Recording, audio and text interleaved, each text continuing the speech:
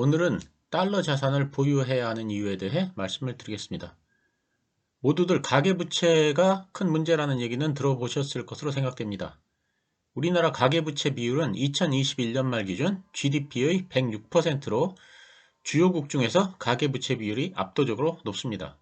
더욱이 코로나19의 장기화로 인한 자영업자 등 취약계층의 상환 능력 저하를 감안하면 가계의 신용 위험은 더 높아질 것으로 예측이 됩니다. 하지만 문제는 여기에 그치지 않습니다.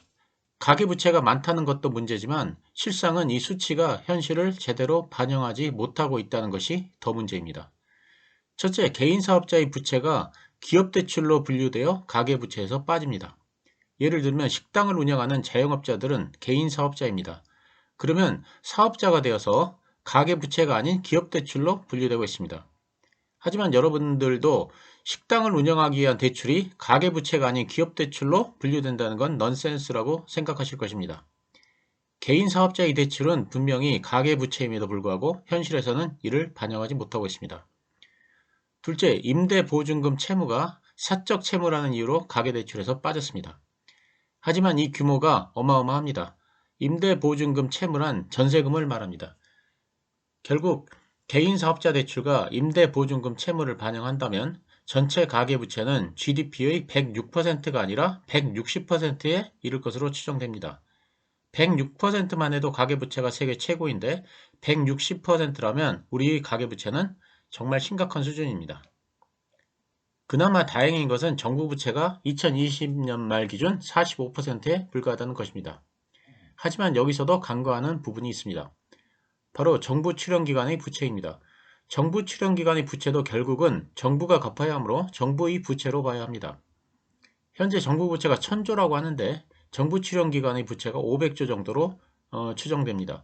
따라서 정부 부채는 사실상 45%가 아니라 65%에서 70% 수준으로 올라가게 됩니다. 어쨌든 향후 가계부채는 구조조정을 통해 상당 부분을 정부가 떠안을 수밖에 없는데 가계부채를 160% 수준에서 100% 수준으로 낮춘다면 정부 부채는 45%에서 105% 수준으로 수직 상승을 합니다. 그나마 사태의 심각성을 인식하고 지금 당장 서둘러 문제 해결에 나서면 다행이지만 그럴 가능성은 없어 보입니다. 오히려 지금 대선 후보들의 파퓰리즘 공약을 보면 정말 국가가 부도나지 않을까 하는 우려가 드는 것이 사실입니다. 결국 부채의 구조조정은 차일피일 미뤄질 것인데 수년 후에 그 대가를 지불할 가능성이 높습니다. 예를 들어보겠습니다. 수도권 일대에서 빌라 500여 채를 사들인 뒤 세입자들에게 전세 보증금을 돌려주지 않은 세 모녀가 검찰에 넘겨졌다는 기사가 나왔습니다. 이들은 서울과 수도권에서 갭투자로 빌라 등을 매입한 뒤 50여 명에게 보증금을 돌려주지 않았는데 전세 보증금 반환 보증보험에 가입돼 있을 경우 주택도시보증공사가 대신 보증금을 돌려줘야 합니다. 보시는 그림과 같이 주택도시보증공사는 임대사업자가 보증금을 반환하지 않을 경우 보증금을 대신 돌려주는 기관입니다. 향후 집값이 오를지 떨어질지는 아무도 모르지만 떨어질 것이라는 예측도 많습니다.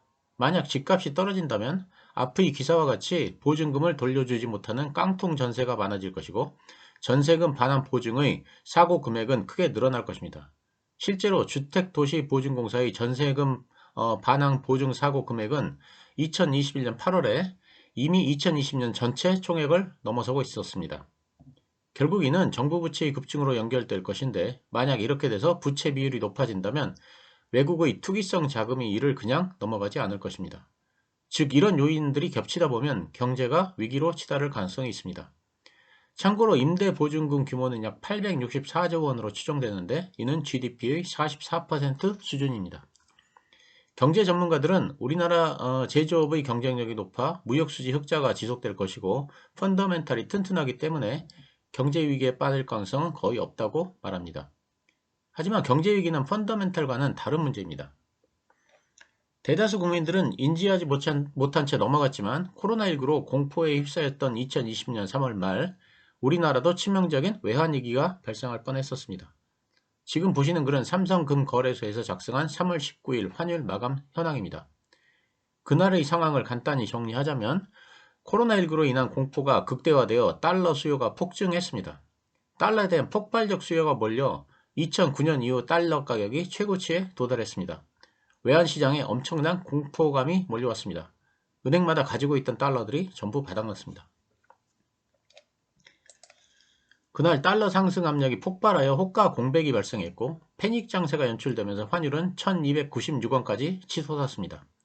그 후 우리 정부의 시장 개입으로 달러가 일시 하락했지만 환율 상승 압력은 여전히 거세였습니다. 결제 수요를 비롯한 증권사의 달러 수요가 일방적으로 나왔고 오프가 형성되지 않은 얇은 시장 여건이 계속되면서 환율의 상승 압력은 진정되지 않았습니다.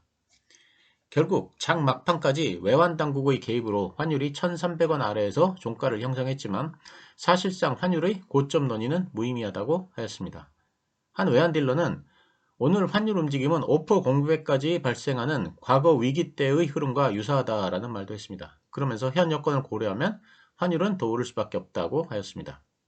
이날 장 막판에 외환당국이 개입하지 않았다면 아마 환율은 1300원을 훨씬 넘었을 것입니다. 설사 외환당국이 개입해서 환율이 1300원 밑으로 떨어졌다고 해도 이는 일시적인 것이고 다음날 환율은 분명히 훨씬 더 올랐을 것이고 1400원 돌파도 시간 문제였을 것입니다. 외환위기가 닥칠 가능성이 매우 큰 상황이었습니다. 지금 드리는 말씀이 1990년대 IMF 외환위기 때나 2008년 리만 사태 때의 상황이 아닙니다. 2020년 코로나19가 발생했을 때의 상황입니다.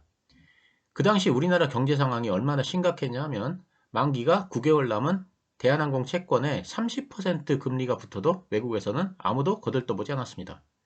한국물이라면 금리에 관계없이 무조건 관심이 없었던 것입니다. 그런데 다행히 그날 밤 한국은행과 미국 연준이 통화스와프 협정을 체결하면서 위기가 수그러들었습니다. 만약 통화스와프가 없었다면 IMF와 같은 대형 금융위기의 가능성이 있었습니다.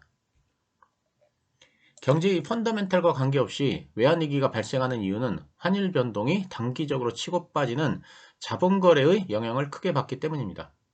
그리고 우리나라가 유독 경제위기에 민감한 이유는 우리가 기축통화국이 아님에도 불구하고 외국의 자본 입출금이 자유롭기 때문입니다. 그래서 우리의 자본시장은 외국인들이 마음대로 돈을 인출하는 ATM기라는 말이 있습니다. 만약 좋은 펀더멘털 때문에 걱정할 것이 없다면 왜 대한항공 채권의 금리가 30%까지 치솟았어도 아무도 관심이 없었을까요? 2019년 글로벌 금융위에서 연간 거래되는 외환 규모는 1647조 달러인 반면 세계 상품 교역량은 25조 달러에 불과합니다. 외환 거래액의 약 1.5%만 실물과 연계되어 있으며 나머지 98% 이상은 자본 거래입니다. 우리나라의 경우 무역거래가 상대적으로 크긴 하지만 그래도 총 자본거래에서 총 무역거래가 차지하는 비중은 5.8%에 불과합니다. 아무리 무역거래 금액이 크다고 해도 총 자본거래에서 차지하는 비중은 굉장히 적습니다. 그만큼 투기자본이 환율 변동에 절대적인 영향을 미칩니다. 글로벌 금융시장의 변동성은 투기자금 또는 투자자금에 절대적인 영향력을 미칩니다. 기축통화가 아닌 나라의 국민들은 항상 금융위기의 가능성에 대비해야 합니다. 그래서 달러 자산을 가지고 있어야 합니다. 미국 최고의 수출품은 달러입니다. 미국은 달러를 지불하고 해외에서 상품을 수입합니다. 신흥국에서는 달러를 충분히 보유하지 않으면 외환위기가 옵니다. 그렇기 때문에 신흥국들은 기를 쓰고 달러를 보유하려고 합니다. 달러를 보유하는 방법은 주로 미국 국채를 사들이는 것입니다. 미국은 국채라는 종이 조각만 신흥국에 넘겨주고 달러를 다시 회수합니다. 그러면 미국에는 신흥국에서 수출한 상품도 남고 달러도 그대로 남습니다. 신흥국이 뼈가 빠지도록 수출해서 벌어들인 달러는 다시 미국으로 넘어가게 되는 것입니다. 국채만 발행하면 아무런 노력이나 생산도 없이 상품을 해외로부터 마음대로 가져다 쓸 수 있으니 미국의 입장에서는 사실상 공짜로 남의 물건을 쓰는 것과 마찬가지입니다. 그래서 달러가 미국 최고의 수출품인 것입니다. 치솟는 물가 때문에 바이든 대통령의 인기가 하락하고 있어 바이든 정부가 전전긍긍입니다. 결국 미국은 강력한 달러 유동성 축소에 돌입할 것이고 미국의 시장금리가 상승하여 달러는 다른 통화 대비 강세를 보일 것입니다. 글로벌 안전자산 선호 현상이 심화되어 달러는 다시 미국으로 흡수될 것이고 투자자산이 미국으로 회귀하면서 신흥국 경제에 타격을 줄 것입니다. 그러면 일부 국가들이 금융위기에 빠질 가능성이 있습니다. 2021년 9월 미국에서 금리를 인상할 조짐을 보이자 달러가 터키를 빠져나가기 시작했고 터키 리라화는 폭락을 거듭하고 있습니다. 결국 터키의 중앙은행이 달러의 유출을 막기 위해 금리를 올렸고 기준금리를 최대 19%까지 기준금리가 치솟았습니다. 긴축할 상황이 아님에도 불구하고 금리를 올릴 수밖에 없고 결국 경제는 더 악화되는 악순환이 반복됩니다. 넘치는 달러를 회수하는 과정에서 항상 어려움을 겪는 나라는 미국이 아니라 신흥국들입니다. 1970년대 남미, 브라질, 멕시코, 아르헨티나는 급작스런 미국의 금리 인상 때문에 국가부도 사태를 맞았습니다.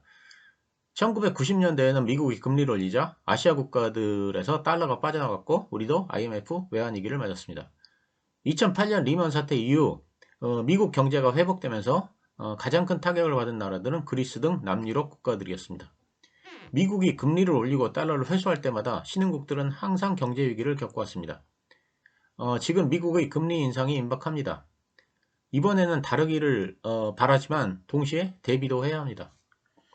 신흥국들은 코로나19에 대응하기 위해 빚을 늘려왔기 때문에 재정이 굉장히 취약해진 상태입니다.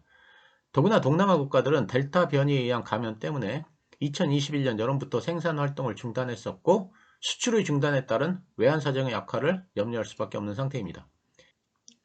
결론은 일정 수준 이상의 달러 자산을 보유하자는 것입니다. 현금이 될 수도 있고 사실상 달러라고 할 수 있는 애플이나 마이크로소프트 등 미국 시가총액 1위에서 5위까지의 종목이 될 수도 있습니다.